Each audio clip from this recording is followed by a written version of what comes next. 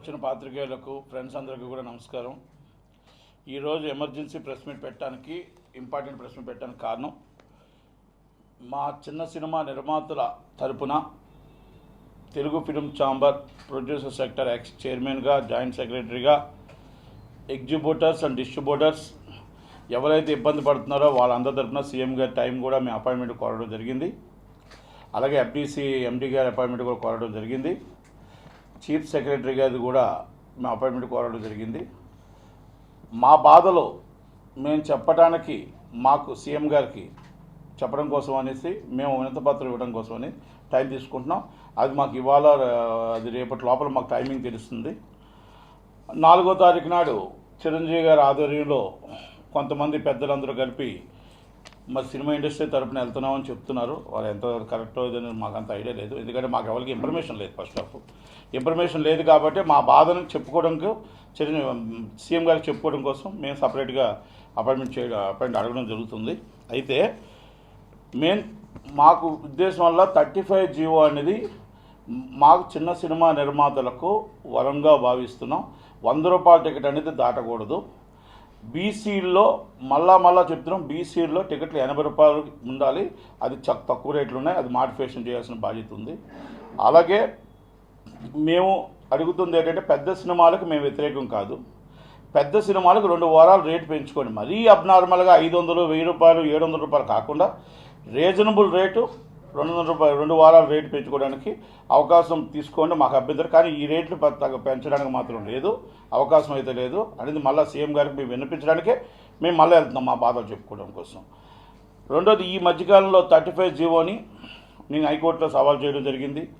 ఎందుకంటే 35 జీవోలో ఉన్న రేట్లు అమ్మకుండా యథాతథంగా మామూలు పాత రేట్లు అమ్ముతున్న ఎగ్జిబ్యూటర్లకి మేము గవర్నమెంట్ ఎంప్లాయీస్ అందరూ కూడా ఎంఆర్ఓస్, ఆర్డీఓస్ అమ్ముతున్న ప్రకారంగా మేము వాళ్ళని ఒకటే అడిగాం, సార్ జీవో 35 ఉందా లేకపోతే లేదా, ఉన్నదేది మీరు చెప్పండి అని అడిగితే, ఎంప్లాయీస్, గవర్నమెంట్ ఎంప్లాయీస్ ఏంటంటే మాకు ఇన్స్ట్రక్షన్స్ లేవు అని టైప్లో వాళ్ళు కొంతమంది, అనకాపల్లి ఆర్డీఓ కానీ, C1 కలెక్టర్ ఆఫీస్ కానీ విశాఖపట్నం కానీ, అలాగే శ్రీకాకుళం కానీ, విజయనగరం కానీ, రాజమండ్రి కానీ, కాకినాడ కానీ మరి మిశ్రమ సమాధానం చెప్పడం జరిగింది.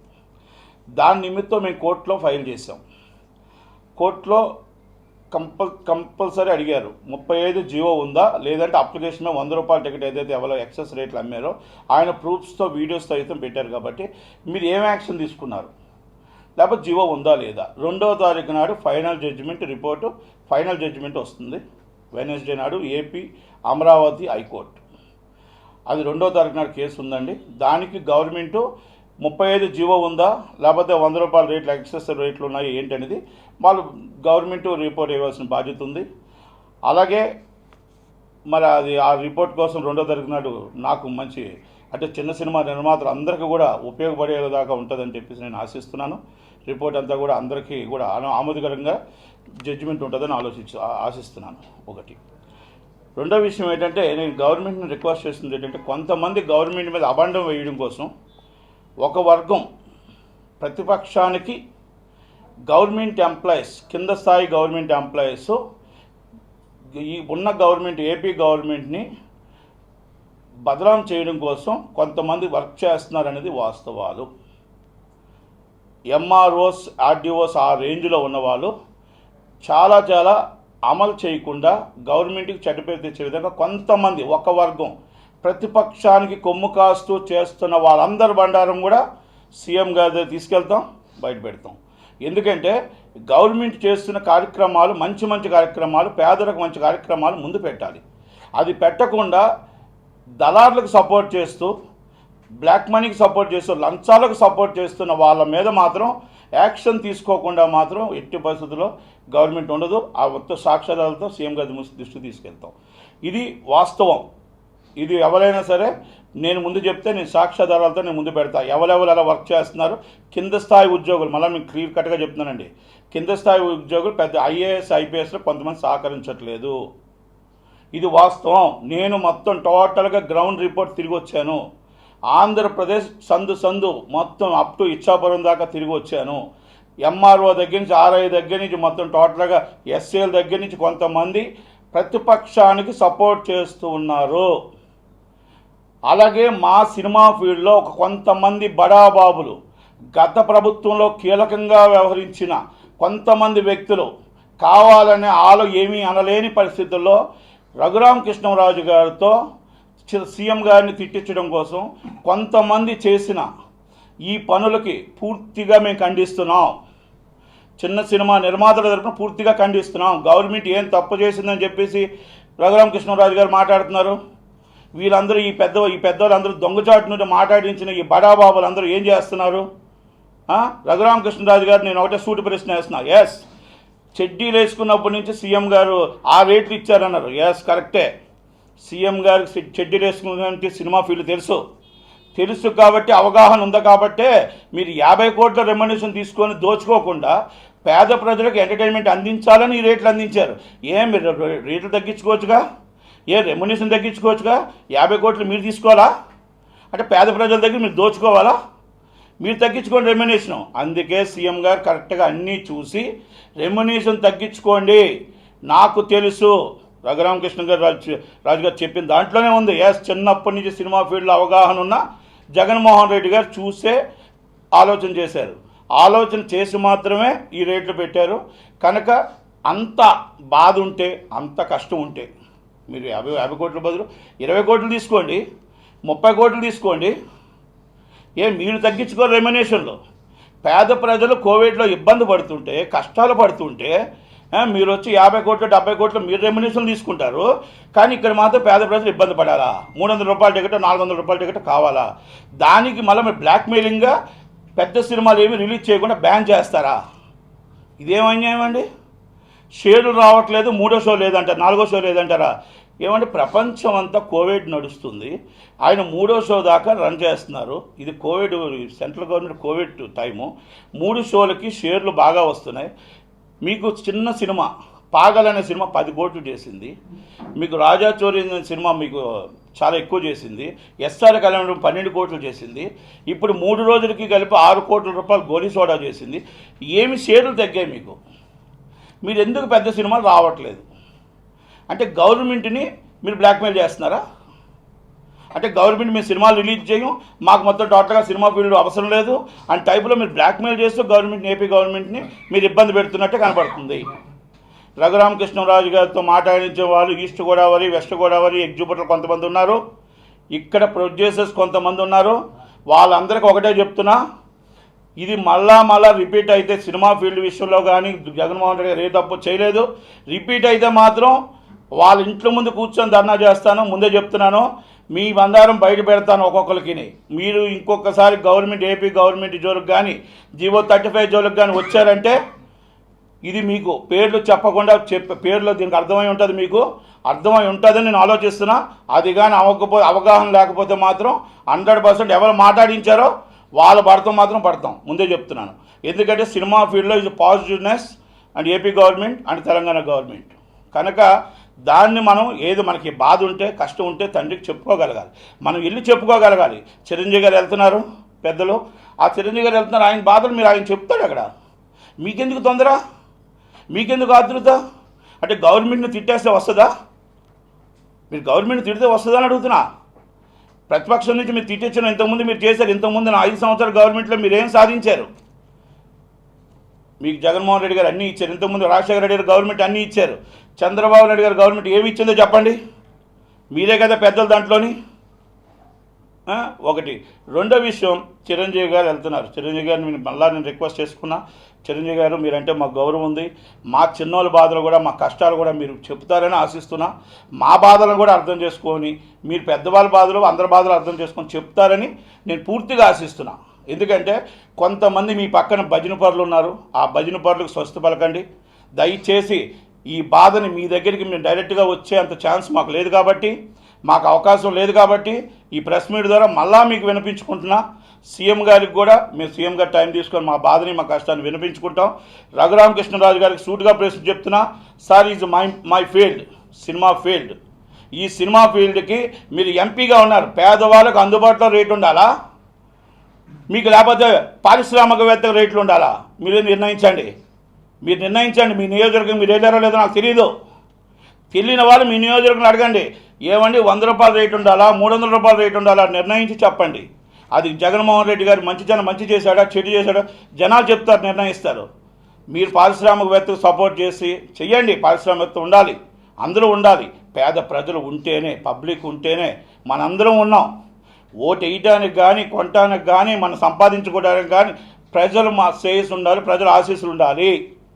రఘురామకృష్ణరాజు గారు మీ భీమవరంలో పర్యటించండి, నేను కూడా వస్తా. ఈ 300 రూపాయల టికెట్ కరెక్ట్ అన్నారంటే మీ కాలుకి పాలాభిషేకం చేస్తా.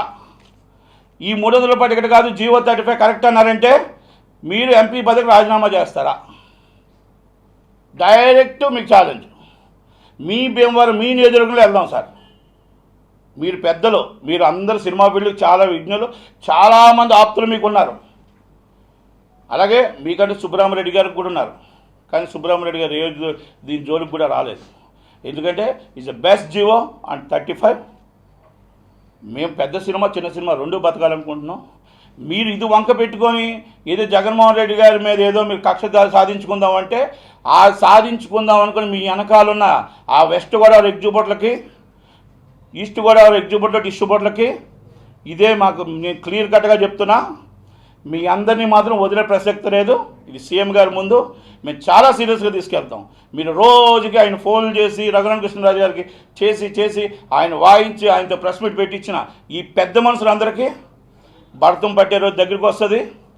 గత ప్రభుత్వంలో కీలకంగా వ్యవహరించి ఎంతసేపు మీకు ఇంకా పాత గవర్నమెంటే కనబడుతుంది, ఇంకా పాత గవర్నమెంటే. ఆయన చేస్తున్న అభివృద్ధి కార్యక్రమాలు కనబడట్లేదు, ఆయన చేస్తున్న మీకు మొత్తం టోటల్ అమ్మఒడి కనబడట్లేదు, ఎస్సీ ఎస్టీ ప్లాన్ కనబడట్లేదు, ఏమీ కనబడట్లేదు. ప్రజల్ని దోచుకోవడం ఎలాగా? ఇంకొక మాట అన్నారు రఘురామకృష్ణరాజు గారు, మందు 50 రూపాయలు 250 రూపాయలు అమ్ముతున్నాం అని. అది హానికరం అండి. హానికరం కాబట్టి 250 రూపాయలు అంటే మానేస్తారేమో అని దానికి ఆ రేటు పెట్టారు. మీకు ఎంటర్టైన్మెంట్ అనేది మనం ఒక రిలాక్స్నెస్ 2 అవర్స్ కనుక దాన్ని తక్కువ రేటు పెట్టారు. అంతే తప్ప మందు హానికరం, ఎంటర్టైన్మెంట్ అనేది సంతోషకరం. కనుక 2 గంటలు సినిమా చూడటానికి 35 హ్యాపీగా ఉంటుంది.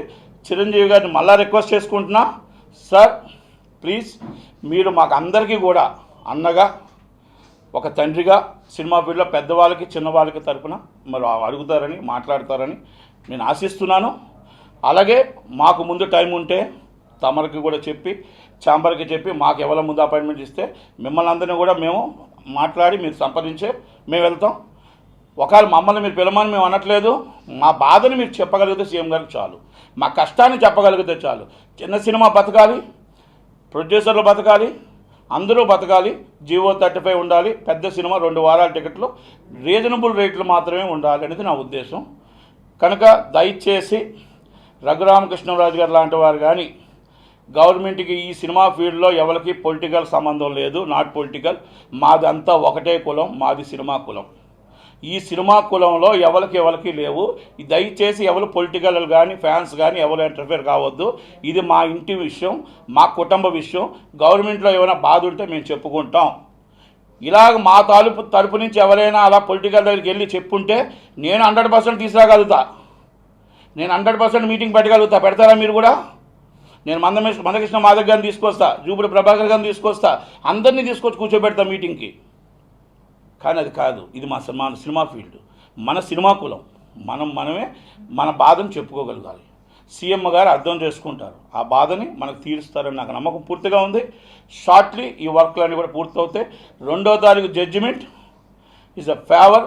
నాకు అందరికీ, నిర్మాతలందరికీ ఫేవర్గా, డిస్ట్రిబ్యూటర్లకి ఎగ్జిబ్యూటర్లకి ఫేవర్గా వస్తుందని ఆశిస్తున్నాను. ప్రతి చిన్న సినిమా నిలబడాలి. దయచేసి పెద్ద సినిమాలు అందరూ కూడా రిలీజ్ చేయాలి. మీరు గవర్నమెంట్ మీద కోపంతో గవర్నమెంట్ని బ్లాక్మెయిల్ చేద్దాం సినిమాలు ఆపితే మాత్రం 100% తీవ్ర పరిణామాలు ఉంటాయి. ఇది మాత్రం మేము కూడా చాలా సీరియస్గానే సీఎం గారు తీసుకుని వెళ్తామని మాత్రం తమకు తెలియపరుస్తున్నాం. చిరంజీవి గారిని మళ్ళా రిక్వెస్ట్ చేసుకుంటున్నాం, సార్ 4వ తారీఖు నాడు తమరు వెళ్తున్నారని తెలిసింది. మా బాధని, మా కష్టాన్ని అర్థం చేసుకొని చెప్పమని కోరుకుంటూ థ్యాంక్ యూ వెరీ మచ్. నటి కుమార్. ఏదండి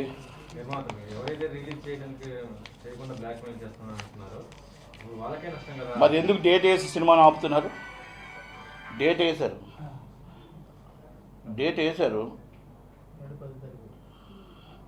ఇప్పుడు డేట్ వేసి సినిమాని ఎందుకు ఆపుతున్నారు?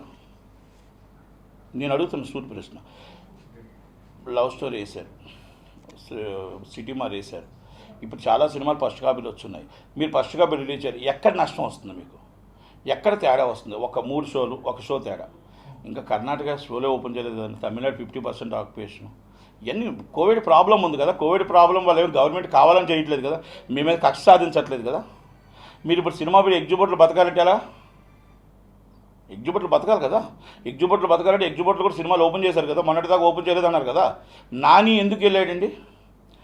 నాని గారు, నేను డైరెక్ట్గా నాని గారిని అడుగుతున్నా, సినిమా థియేటర్లు ఫస్ట్ ఓపెన్ చేస్తారు, లాస్ట్ ఓపెన్ చేస్తారు, ఫస్ట్ మూసేస్తారని గవర్నమెంట్ని అడిగారు కదా. మరి అన్ని థియేటర్లు ఓపెన్ అయిన తర్వాత నాని గారు ప్రొడ్యూసర్లకు మరి ఆయన చెప్పొచ్చు కదా, మరి ఆయన ఎందుకు వెళ్ళాడు? అలాగే సురేష్ బాబు గారు, ఆయన ఎందుకు వెళ్ళాడు? ఆయనకి 1200 థియేటర్లు ఉన్నాయి కనుక ఇవన్నీ ఇదొక డ్రామా నడుస్తుంది, కన్ఫర్మ్ నడుస్తుంది. ఏదో ఒకటి సీఎం గారి దగ్గరికి వెళ్ళి సీఎం గారి దగ్గరికి చిరంజీవి గారు వెళ్తున్నారు, చిరంజీవి గారు చెప్తారు, ఆ బాధని చిరంజీవి గారు సీఎం గారు అర్థం చేసుకుంటారు, చేస్తారు. మీరు సినిమాలు రిలీజ్ చేయండి, మీకు వచ్చిన షేర్లు ఇప్పుడు ఉన్నాయి. ఇప్పుడు ఒకసారి మీరు డిబేట్ పెడతారా? ఇప్పుడు వచ్చిన నిర్మాతలు ఎవరైనా నాకు డిబేట్ పెట్టమనండి. ఇంతకు ముందు సినిమాలకి ఆ హీరోలకి ఇప్పుడు ఎంత షేర్ వచ్చింది ఎక్స్ట్రా, అంటే ఎంత రెవెన్యూ పెరిగింది ఆ రేట్ల వల్ల. చిన్న సినిమాలు ఎందుకు బతుకుతున్నాయి? చిన్న సినిమాలు, అన్ని సినిమాలు మీరు 50% ఆక్యుపేషన్ అంటున్నారు, మరి అంతంత షేర్లు ఎలాగొచ్చాయి? మరి అవన్నీ అర్థం చేసుకోవాలి కదా మనం. పెద్ద సినిమాలు మిమ్మల్ని ఎవరు తీయమన్నారండి? 50 కోట్లు రెమ్యునరేషన్ ఎందుకు తీయమన్నారు? నేను సినిమా క్వాలిటీ కోసం అడగట్లే, రెమ్యునరేషన్ కోసం అడుగుతున్నా. 50 crores రెమ్యునరేషన్ మీరు ఎందుకు ఇచ్చారు? మీరు క్వాలిటీ కోసం బాహుబలి చేశారు, లేకపోతే RRR చేశారు, అది క్వాలిటీ కోసం చేస్తే అదొక హిస్టారికల్ మూవీ అవుతుంది. మనం ఈరోజు మొత్తం టోటల్ ప్రపంచంలోనే, ఇండియాలోనే నెంబర్ 1 ఈజ్ బాహుబలి ఉంది. అలాంటి మూవీస్ చేసేటప్పుడు మనం కూడా దానికి ఎంకరేజ్ చేయొచ్చు. మీరు రెమ్యునరేషన్ 50 కోట్లు, ఒక్క సినిమా హిట్ అయితే ఆ వ్యక్తికి 5 కోట్లు కొత్తగా వచ్చిన హీరోకి. అలాగే మొత్తం టోటల్గా అదే 4 సినిమాలు రిలీజ్ అయితే 40 కోట్లు 30 కోట్లు. అంటే ఎలాగెళ్ళిపోతుంది? మీరు చిన్న సినిమాకు కూడా మీరు లాస్ట్ టైం అర్థం చేసుకోవాల్సిన విషయం ఏంటంటే, నాని సినిమా 100 రూపాయలు ఎక్కువ, సర్వానంద్ అని 150 రూపాయలు టికెట్ పెట్టారండి. 150 రూపాయలు టికెట్ పెట్టి ఇష్టం వచ్చింటే జనాలు ఏమెళ్తారండి?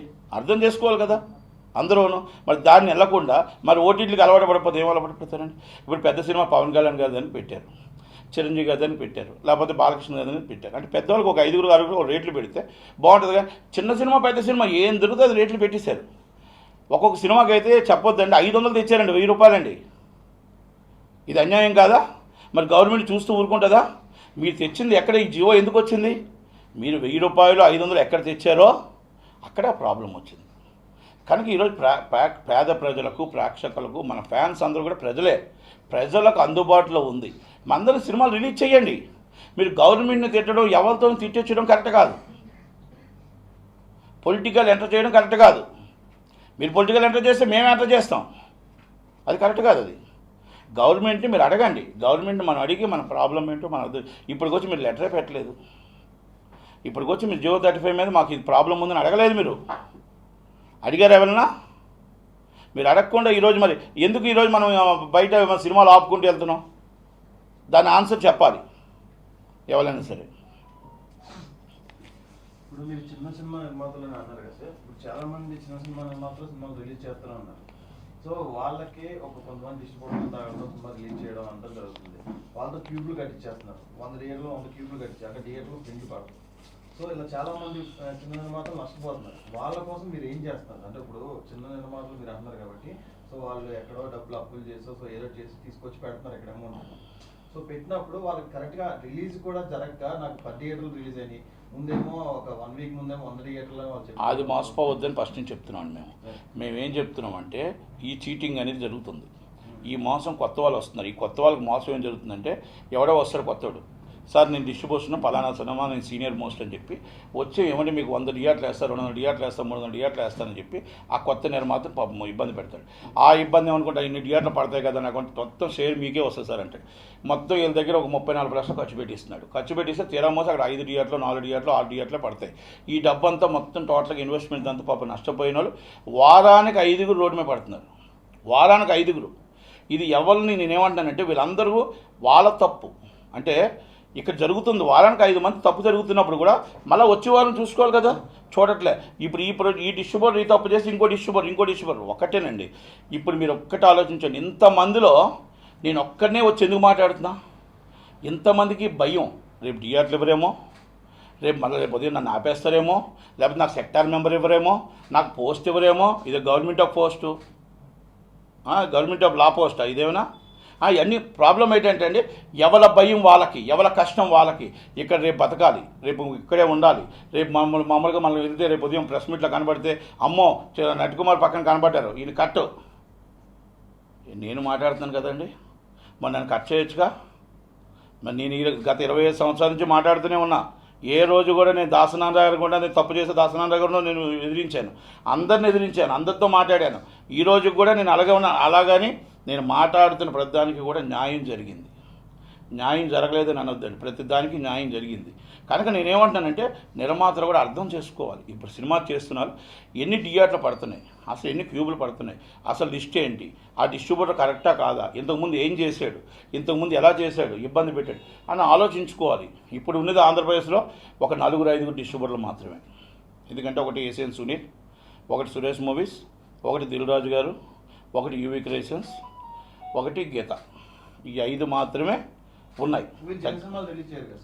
ఎవరండి? అదే చిన్న సినిమాలు వీళ్ళు చేయరు. అందుకే ఇక్కడ ఎవరో దొరుకుతున్నారు, కొత్త వాళ్ళు వస్తున్నారు. ఆ కొత్త వాళ్ళు వస్తున్నప్పుడు ఏం చేస్తున్నారు, ఆశ వాళ్ళకి ఏంటంటే థియేటర్లు పడిపోతాయి. మీకు థియేటర్లో మీకు తెలుసా, రిలీజ్ లేని థియేటర్లు కూడా అంటే ఏమంటారంటే థియేటర్లు మూసిన థియేటర్ లిస్ట్ కూడా పేపర్లో వేసేస్తారు. ఆ పేపర్ తప్పు, ఆ ఏజెంట్ తప్పు. ఇవన్నీ కూడా మనం అరికట్టాలి. ఇలాంటివి అరికట్టడానికి మన అసోసియేషన్లు ఉన్నాయి, అసోసియేషన్లు పట్టించుకోవట్లేదు. అసోసియేషన్లు పట్టించుకుంటే ఈ చీటింగ్లు జరగవు, ఈ మోసాలు రోజు జరుగుతున్నాయి. రోజుకో కంప్లైంట్ వస్తుంది, నాకు రోజుకో కంప్లైంట్ వస్తుంది. ఏమండి నన్ను ఇలా ఈ డిస్ట్రిబ్యూటర్ మోసం చేశాడు, ఈ థియేటర్ అయినా నాకు రెంట్ తీసుకున్నాడు. ఇప్పుడు మీకు అక్కడ ఉన్నాయి అన్ని చిన్న సినిమాలకి రెంట్ల కాపలా కాస్తారు.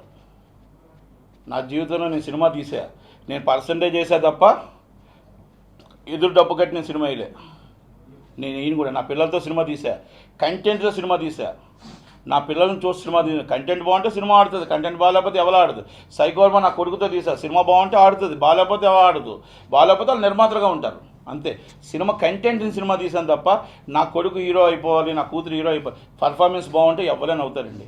కంటెంట్ ఉంటే ఎవరైనా వస్తారు, కంటెంట్ లేకపోతే ఎవరు రారు. మనం అర్థం చేసుకోవాల్సింది కూడా సినిమా మనం తీస్తున్నాం, థియేటర్ అనేది కెపాసిటీ ఎంత, ఎన్ని కోట్ల వాల్యూస్ వచ్చేస్తాయి.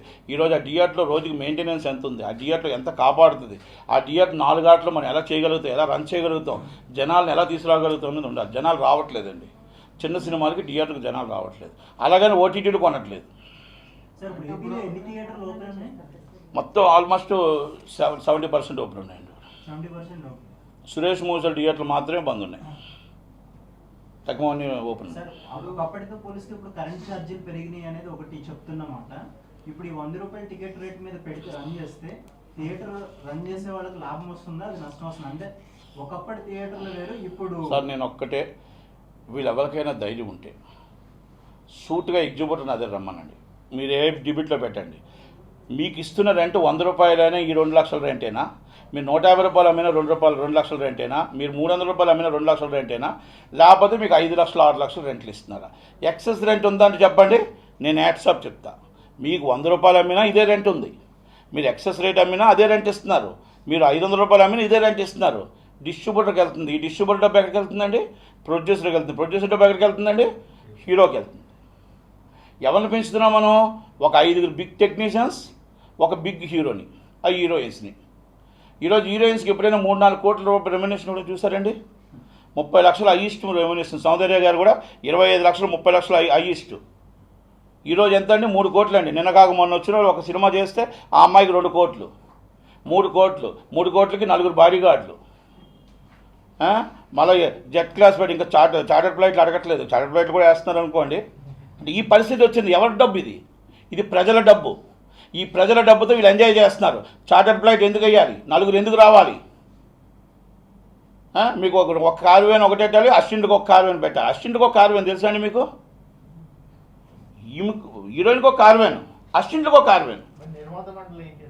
నిర్మాతల మండలి ఎవరి కాలు ఏమన్నా తీరు ఎల్ఎల్పి ఒకటి అయిపోయింది, నిర్మాతల మండలి ఒకటి అయిపోయింది, తెలుగు ఫిలిం ఛాంబర్ ఒకటి అయిపోయింది, తెలంగాణ ఫిలిం ఛాంబర్ ఒకటి అయిపోయింది, మొత్తం ఆల్ ఛాంబర్స్ అంటే ఎవరికి వాళ్ళు నటుకుమార్ ఒకటి అయిపోయింది. అంటే మాలో మాకే పడక ఇవన్నీ ఒక ఏకతాటి మీద తెచ్చామండి. 2010, 2011లో దిల్ రాజు గారు, నేను, రవికిషోర్ గారు అందరం కలిపి ఒక సిస్టమ్ మీద తీసుకొచ్చాం.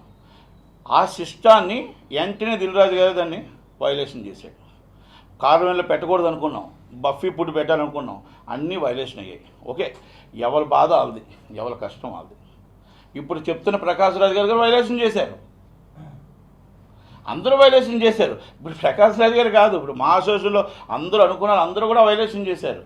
ఆ రోజు నేను చైర్మన్, నేను కోఆర్డినేషన్ కమిటీ, దిల్ రాజు గారు, రవికిషోర్ గారు, దాసనారాయణరావు గారు బాధ్యతలు మొత్తం. నాకు 18 రోజులు బంద్ అయిపోతుంది షూటింగు.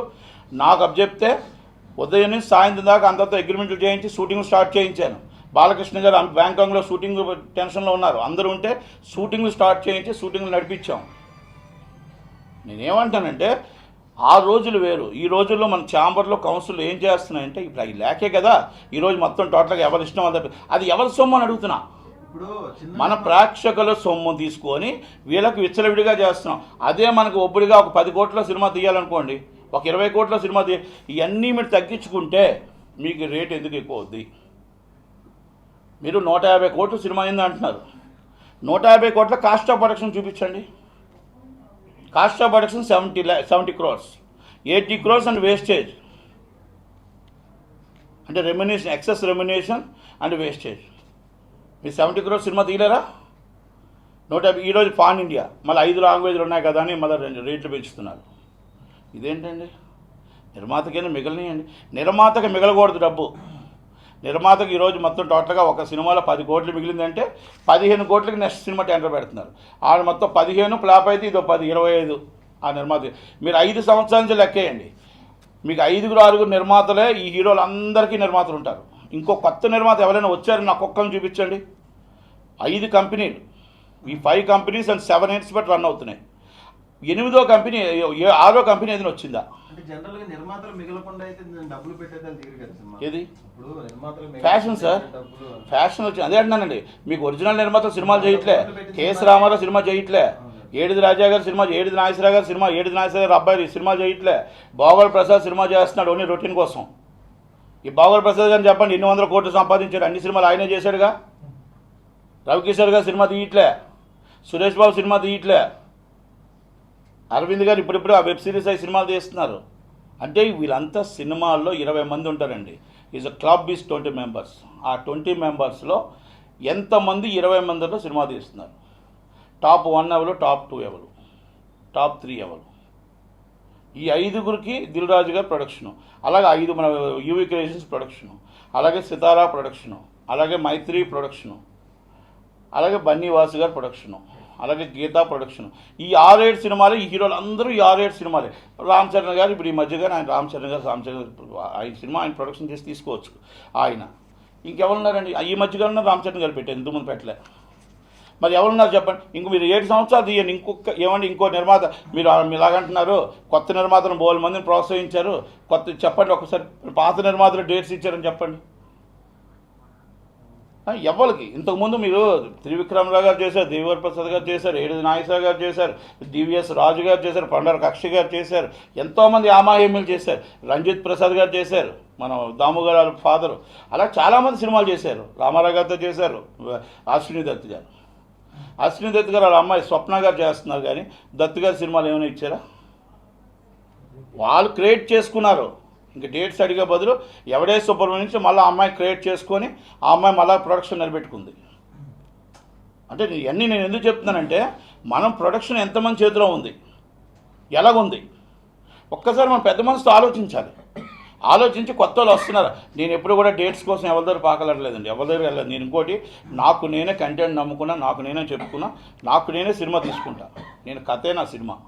మీరు ఎప్పుడైనా చూసుకోండి, నాకు నేను సినిమా తీస్తే, ఈరోజు సినిమా తీసినవి 100% నాకు లాభాల్లోనే ఉంటా.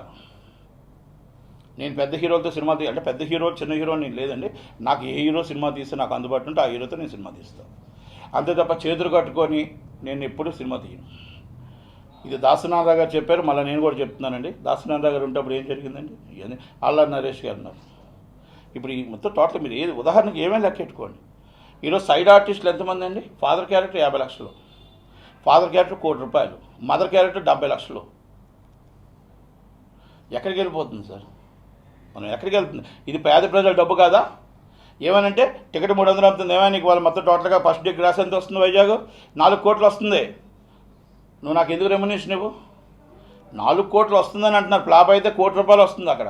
అది ఎందుకు ఆలోచించట్లే? మరి గతంలో కూడా ఫ్లాప్ అయినప్పుడు సినిమా నుంచి పారితోషికాలు వెనక్కి ఇచ్చేయాలి అనేది అయితే జరిగింది. ఏమీ జరగలేదండి, అమల్లోనే ఏమీ లేదండి. ఓన్లీ పెట్టారు, ఎవరు అమలు, ఇప్పుడు అదే చెప్పే కదా, ఎవరు అమలు చేయడానికి ఎవరు లేరు. ఇప్పుడు కంప్లైంట్ పెట్టి అమలు చేయడానికి ఎవరు లేరు కనుక దాన్ని నేనేమంటున్నానంటే అందరూ ఒక్కడ కూర్చొని స్టార్ట్ నుంచి చిరంజీవి గారిని పెద్ద మనిషిగా మేము ఆమోదిస్తున్నాం, అందరూ ఆమోదిస్తారు. ఆయన కూర్చోబెడితే ఎవ్వరు కాదనరు. అందరినీ కూర్చోబెట్టి ఇప్పుడు మా అసోసియేషన్ ఎలక్షన్ ఎలా జరుగుతుందో మా ఛాంబర్ ఎలక్షన్స్ కూడా అవ్వట్లేదు. 3 సంవత్సరాలు ఛాంబర్ ఎలక్షన్స్ లేవు, కౌన్సిల్ ఎలక్షన్స్ లేవు. ఇది అడిగిన వాళ్ళు లేరు. కోవిడ్ అండి, మా ఒక్కరికే కోవిడ్ ఉంది. గవర్నమెంట్ రూల్స్ ఉన్నాయి, మా అసోసియేషన్కి లేదు రూల్స్. బయట ఎలక్షన్స్ లేవు, Covid rules, state government rules మా ఛాంబర్కి కౌన్సిల్కి మాత్రం చాలా స్ట్రిక్ట్గా అమలు చేస్తారు. మీ ఇద్దరు వేస్తే మాత్రం లోన్ వేసేస్తామంటారంట. మేము ఉన్న మెంబర్స్ 52 మంది, అది కాదు, ఉన్న మెంబర్స్ 52 మంది. 52 మందికి గవర్నమెంట్ లోన్ వేసేద్దని భయమే. మొన్న ఈసీ మీటింగ్లో తీర్మానం చేశారు, కోవిడ్ నిబంధనలు ఉన్నాయి కాబట్టి ఎలక్షన్స్ పెట్టకూడదు, నెక్స్ట్ ఇయర్ పోస్ట్ పోన్ చేసేస్తున్నాం. మరి ఇప్పుడు మా అసోసియేషన్ ఎలక్షన్ పెట్టారండి. మరి ఇది చిరంజీవి గారు కూడా పెద్దలు అడగాలి, అడిగి ఎలక్షన్ నడిపించి ప్రజాస్వామ్యబద్ధంగా ఎలక్షన్ నడాలి. ప్రజాస్వామ్యబద్ధంగా ఎన్నికయ్యి అందరూ కలిపి కూర్చొని మన నిర్ణయాలు తీసుకోవాలి. ఆ నిర్ణయాలు అనేది ఒకటి ఎల్ఎల్పి, ఒకటి ఛాంబరు, ఒకటి కౌన్సిల్, అలా కాదు, అన్నీ ఒకతాటి మీద వచ్చి కూర్చొని మాట్లాడి సీఎం గారితో మాట్లాడితే అవుతాయి పనులు. అవ్వవు అనేది ఏ రోజు లేదండి. రాజశేఖర రెడ్డి గారు ఇచ్చారు, ఏ కార్యక్రమం అడిగితే ఇచ్చాడు. ఆయన ఏమన్నాడంటే మీ సినిమాల నుంచి నాకు అంతా వస్తుంది, 25 కోట్లే నాకు వచ్చేది. 25 కోట్లు కాదు, ఇంకొక 25 కోట్లు నేను వేసిస్తాను, మీకు ఏం కావాలో చెప్పమని అడిగారు రాజశేఖర రెడ్డి గారు. డైరెక్ట్గా చెప్పాడు ఆయన, మీ దగ్గర నుంచి 25 కోట్లు ఇన్కమ్ వస్తుంది అప్పుడు ఉమ్మడి రాష్ట్రంలో, ఇంకొక 25 కోట్లు వేస్తా, మీకు ఏం కావాలో చెప్పండి, నా దగ్గర చేయించుకోండి. 161 జీవో 326 ఎకరాలు విశాఖపట్నంలో ఇచ్చాడు. అందరూ స్టూడియోలు కట్టుకోండి, ఏమైనా కట్టుకోండి అని. ఏం చేశారండి? చంద్రబాబు నాయుడు గవర్నమెంట్ వచ్చి సాఫ్ట్వేర్ కంపెనీకి ఇచ్చారు. అది మళ్ళీ జగన్మోహన్ రెడ్డి గారు క్యాన్సిల్ చేశారు. ఇప్పటికీ ఆ స్థలం అలాగే ఉంది మనకి ఇడిగట్లో. మరి ఆయన పాపం గవర్నమెంట్ ఇస్తుంది, మనమేం ప్రోత్సాహం చేయట్లేదు కదా. ఇప్పుడు ఏమనంటే ఆంధ్రప్రదేశ్ తెలంగాణ గవర్నమెంట్లో మనం ఉన్నాం, అక్కడ షూటింగ్ చేసుకోమంటున్నారు. మనం కొంత షూటింగ్ అక్కడ కూడా చేస్తే మంచిదిగా. ఇన్కమ్ 70% అక్కడి నుంచి వస్తుంది, 65% ఇన్కమ్ ఆంధ్రప్రదేశ్ నుంచి వస్తుంది, 35% తెలంగాణ నుంచి వస్తుంది. మరి వాళ్ళని కూడా మనం అక్కడ ప్రజలు మనకి ఇస్తున్నారు కదా, ప్రజలు మెయింటెనెన్స్ ఇస్తున్నప్పుడు మనం కూడా అక్కడ ట్యాక్స్ కట్టాలి కదా. మరి ఇవన్నీ పెద్దలు ఎందుకు ఆలోచించట్లేదు? ఆలోచించాలనే కోరుకుంటున్నాను, కనుక ఆలోచిస్తారని అనుకుంటున్నాను నేను.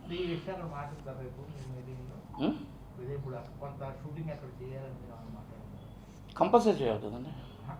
అదే ప్రజలు, అది కదండి, ప్రేక్షకులు మనకు 65% ఇన్కమ్ మా సినిమా ఫీల్డ్కి అక్కడి నుంచి ఇస్తున్నప్పుడు వాళ్ళకి మేము ట్యాక్స్ ఇవ్వాలా వద్దా? ఇవ్వాలి, బాధ్యత ఉందా లేదా? మాకు ఇస్తున్నారు కదా, ఇన్కమ్ ఇస్తున్నారు కదా. ఇన్కమ్ ఇస్తున్నప్పుడు ఇక్కడ 35% ఇన్కమ్ ఉంది, ఇక్కడ షూటింగ్ చేయాలి, ఆంధ్రాలో షూటింగ్ చేయాలి, అక్కడ షూటింగ్ చేసి అన్నీ కూడా నడిపించాల్సిన బాధ్యత మనకు కూడా ఉంది, 2 రాష్ట్రాలు. కాకపోతే రాత్రి మీరు వెళ్ళిపోమంటే ఎవరు వెళ్ళలేరు, కానీ కొంత చెయ్యాలి. పార్ట్లీ షూటింగ్ మన చెన్నైలో మనం ఉన్నాం, మనకి 82లో వచ్చింది, మనం 2004లో అందరూ సెటిల్ అయ్యారు ఇక్కడ.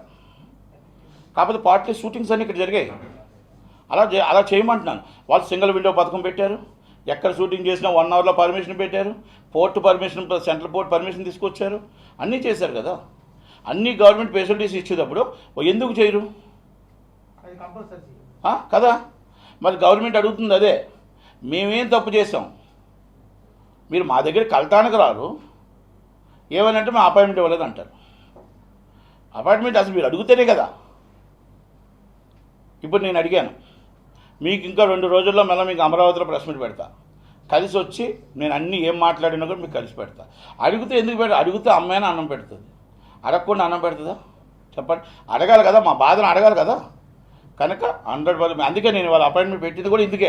మాట్లాడితే బయట ఏంటంటే జగన్మోహన్ రెడ్డి గారు అపాయింట్మెంట్ ఇవ్వట్లేదు, రానివ్వట్లేదు, తప్పది. 100% జగన్మోహన్ రెడ్డి గారికి పెట్టిన వెంటనే 2 రోజుల్లో ఆయన అపాయింట్మెంట్ ఖరారు చేస్తారు. కోవిడ్లో కూడా ఖరారు చేసే అన్ని బాధ్యతలు ఉన్నాయి. కానీ మన వాళ్ళు వెళ్తున్నారా లేదా అనేది మీకు అందుకని మీకు రేపటికల్లా నా టైమింగ్ మీకు అన్నీ కూడా మళ్ళీ మీకు ఇన్ఫామ్ చేస్తాం. Thank you.